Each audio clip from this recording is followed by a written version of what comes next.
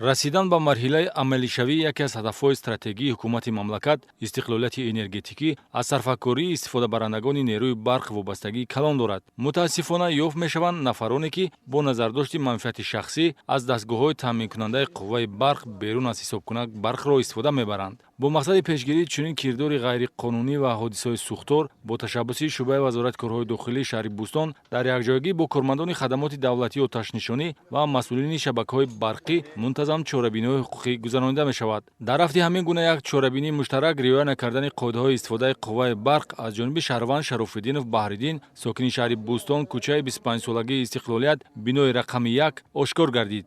муштари худсарона берун аз ҳисобкунаки барқӣ яъне таҷҳизотҳои худсохт бе ҳисобкунаки барқӣ истифода бурда истодааст. дар ҳузури кормандони хадамоти милисия, хадамоти оташнишонӣ маълум гашт ки ба ягон талаботҳо ҷавобгӯ нестем.